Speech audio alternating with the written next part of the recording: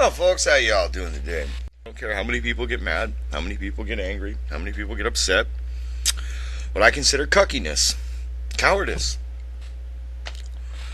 Listen, folks, in every struggle, in every great visionary contest, there's your team and there's the out. Your team, you do not put to judgment by the out.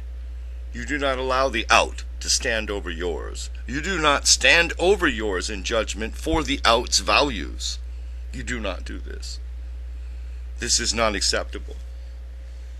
This is treason to the struggle, treason to the team, treason to yourself. By doing this, you're betraying yourself. And the tragedy, the sad part, is that you believe in your mind that you're doing some higher good. But the only higher good you're doing is people higher up the chain of the wealth and power here in America are getting the goods over you through your own stupid capitulation to their moral high ground games. You shit down on people who could be your allies, who are your natural allies, for the approval of those who will hate you forever. I don't think that you understand. The milquetoast GOP sorts, the Antifa sorts, and the rich internationalists will always hate all of us rabble, all of us trash. And that's how they view us. Even the rich ones, even the cultured among us, and there are a few, they view them exactly the same as they view me, as stupid, cornpoon, uneducated, white Billy trash. And that's the truth. Okay? They're never going to approve of us. We don't need their approval. That's the first rule. We don't need it. Okay? What we need is honor and respect and loyalty among ourselves. Do you understand? Okay? It's the truth. I mean, you don't go to your enemy with a hat in hand and say, "Oh, please, enemy, please, allow me to exist. I want one more little sup of soup." No. No, this isn't a Charles Dickens novel, and we're not some poor orphan boy. Do you understand? We're men. We're men of the West. We're better than this. We do not have to capitulate to the enemy's values. We have values of our own. We want white, Western, civilized communities, towns, townships, villages, cities. We want modern infrastructure. We want order. We want the advantages that the Christian society, which has grown up in Europe over the last roughly 1500 to 1600 years, has afforded to people, as well as the fruits of our technological labors. We are not white supremacists like these liars say, because we do not seek to rule over anyone outside of our own group. And inside of our own group, how we order things and under what terms is no one's business but ours, and we don't have to discuss it with anyone but them. We don't have to justify what we wish to do in among ourselves. But what we should make clear is that we are not interested in ruling over these other peoples or being supreme or superior. No. Something like a system of Indian reservations would be just about ideal for us. That'd be the realistic solution in North America, where people who want to live like us go to certain places, people who want to live other ways go to others, and we sort of agree to stay in our corner like the Swiss do. Right. Now, of course, the liberals won't allow that because they know that their multicultural zones would fall into chaos immediately, and that our other arranged zones would be more, it'd be like utopia in Africa. You know what I'm trying to say? That'd be the difference. You know, New Constantinople, as it were, versus new, you know what I mean, Moravia there, you know.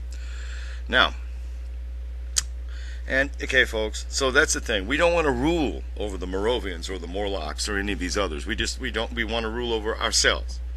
We want to again have stable families in stable homes, in stable communities, with long-lasting, prosperous jobs, that provide them the opportunity to raise children, and at the same time have a system that's dynamic enough that people who are excellent, people who have merit above the commonality, can get what they need to be excellent in the service of these communities, of these people, and of course there will be remunerative rewards for themselves as well. This is the normal system of hierarchy in any society.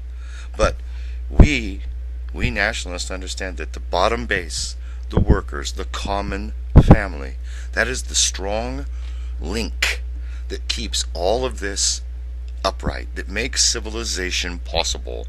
Those base workers and how they're treated reflects your values, reflects your judgments, reflects how you view what rule is, what rule has been appropriated for, why are you a ruler, what is the reason that you have been given the power to rule.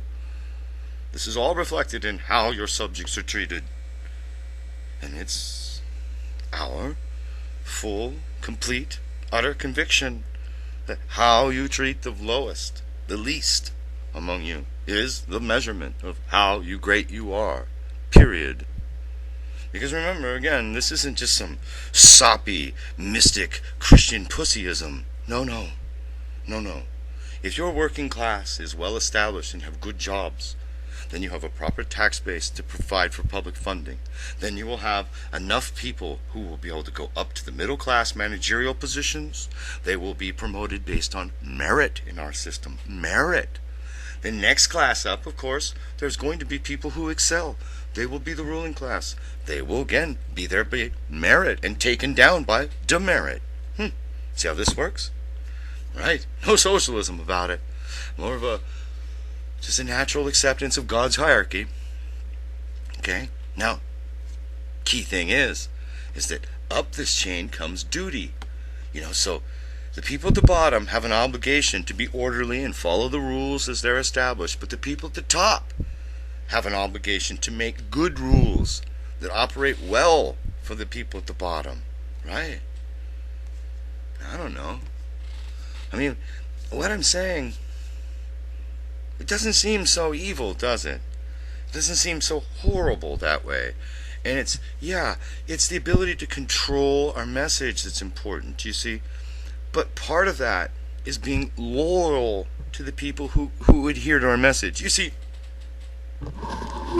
if people listen to us and they take our word as some sort of shepherd and we become their light and they follow us and we lead them off into astray and then leave them, abandon them, forsaken them, this is not honor. This is not proper rulers. This is not justice. I'm sorry if I'm being just a bit nitpicky for you here, But, right? This is not. Everyone must know this to be true. Okay? Now don't worry, my nationalist friends. Those of you who did these things, I understand why you wanted to PR.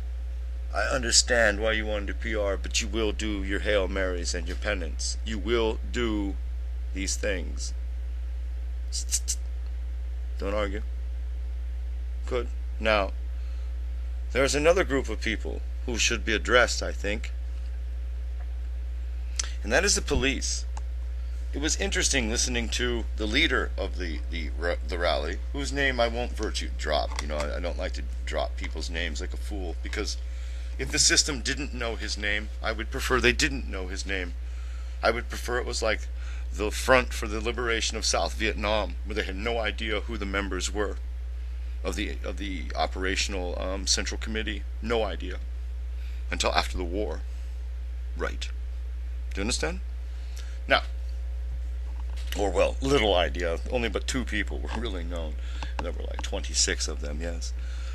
So, that's what I would prefer. But hey, call it my sneaky sneaky nature. I've read enough about the communists to understand how Antifada would do this.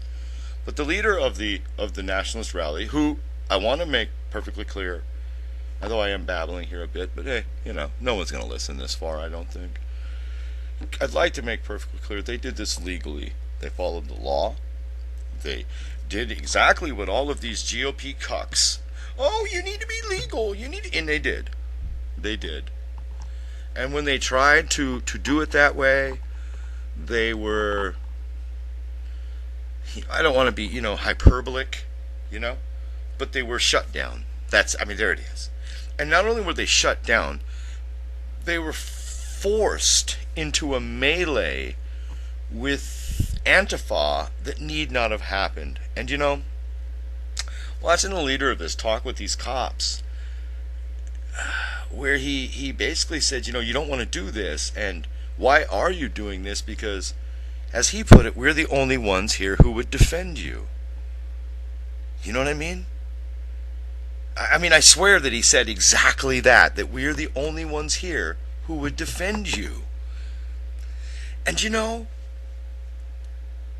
that's a truth. That's a real truth. That hit me in a way that I have a hard time explaining. It was almost like a cry across the ages, why are you betraying me, brother? Do you understand? The knife in the back, the Roman hug, it was really deep. I don't know, maybe it's just my mystic sense of things. I don't know, What I do know is that those police meant to start a rumble. They meant to push our people and the protesters into one mob so that they could apply the fist to our people. Now, fortunately, mostly our people didn't cooperate with this game and sort of just got out of town, But overall, to put it nicely, Antifa created chaos. Some Antifa in the street, one got ran over. The police caused that. Okay? I'd like to make that understood too. That we're not going to take this. I'm not going to take the blame for this kid running over this communist. First off, again, somebody's daughter's dead. Okay. Somebody's going to be at a church. All right. I'm not going to walk in the church and mock them. Right. It's probably a little vile. Yeah. But the fact is that if that somebody's daughter hadn't have been running around being a communist, we wouldn't be here today. Okay? Okay. So, somebody else was driving. What I get is that a bunch of communists attacked his car, and he freaked out. And then the normal adrenaline kind of reaction kind of kicked in, and there it is. Okay? Is it stupid? Yeah. Was it wrong? Yeah. Does it happen? Yep. But am I going to sit and grovel and cuck for it? Nope, not a goddamn bit. Nope. Not going to happen. Not going to happen. First off, he's a young boy.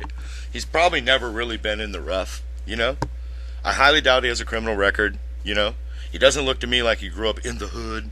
Do you understand? Right? Okay? Now, there he is, he's in his car, and just all of a sudden all these crazy people out of some kind of zombie movie just start tossing shit at his car, talking about, die, fascist pig, we're going to kill you, and on and so forth, okay? What are you going to do? You going to act all high and righteous about this? But you policemen listening to this who are going to act all high and righteous, you brought this to bear. You understand? By not barricading off roads, by putting the nationalists and these people together. And so when this guy, who even knows why he was at the nationalist rally? Let's assume that he was Adolf Hitler's reincarnated son. Yeah, let's just start right there. Okay, just for a troll. Because I don't care. I'm beyond caring about your optics or how you feel. I just don't get time for it. Let's say he was Adolf Hitler's reincarnated son, and what he was there to do was to make Antifada, by a meeting of the minds, kill everyone in the town. So the Nazis could murder the town and blame it on the communists.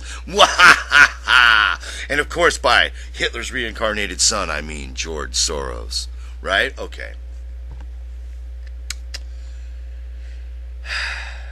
any rate, even if he was, I mean, it's a fine fantasy, isn't it?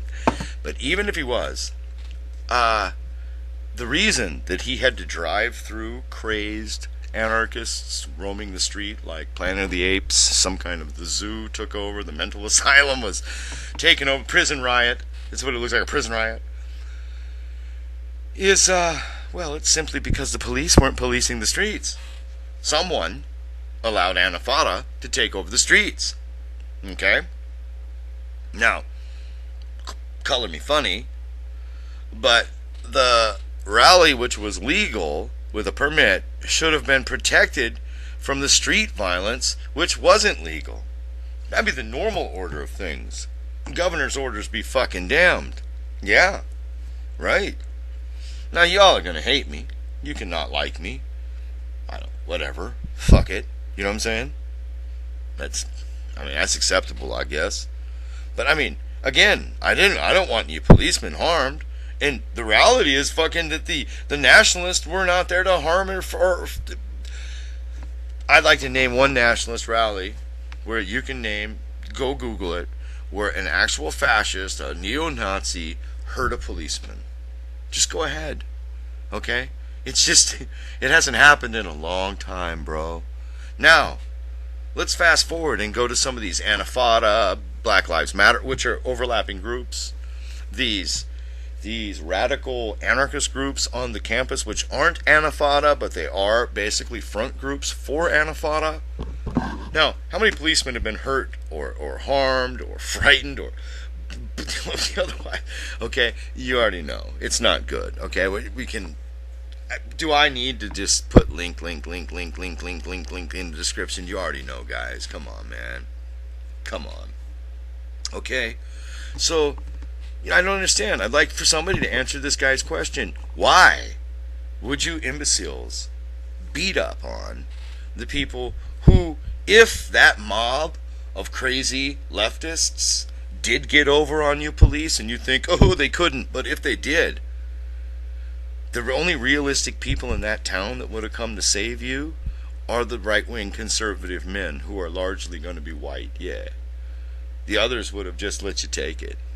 And moreover, the others would have been, the Democrats and liberals in the town there to riot with the Antifa. Because, there's no excuse that the left wing won't take for a little rioting. I mean, that's just what they do. And while we're here, while we're on this subject, I'm gonna cut this off here in a couple minutes. But why is Antifa so hung up on kicking over trash cans? Can anybody tell me this? Why do they destroy trash cans everywhere they go? Does anyone know the answer to this? But you know that when you've dealt with Antifa, the trash cans in any area and the dumpsters, and the garbage receptacles and ashtrays and all that sort of stuff are going to be just destroyed. Destroyed is the best word. Happenstanced, chaos, whirlwind. I mean, they're a destructive force. And any policeman that wants to pretend they don't know this, that they don't understand that Antifa in Hamburg caused almost as much damage as war. Okay? Do you understand? Name a nationalist rally that's ever caused that kind of massive damage in the United States within your lifetime, copper. I mean, go ahead. Just do it. You can't. All you can name is a bunch of propaganda you've been fed by the ADL, the SPLFC, and all these other special interest groups who have an express interest in you not caring about your own people's interests, namely their own people's interests. Oh, racism, anti-Semitism, again, those are phony. Those are what the communists themselves call false consciousness. But we've already been talking a little long enough today. We'll discuss false consciousness at some other time, or rather, come back and listen to more, coppers, because here what we do is we teach you truth and challenge false consciousness and teach you other reality. You understand? Basically, you have wrong think, and we're going to teach you good think. See how that works? You have ungood think, and we're going to teach you good think. You ever know about Ing So? Oh well. All right, folks. Well, you have a nice evening.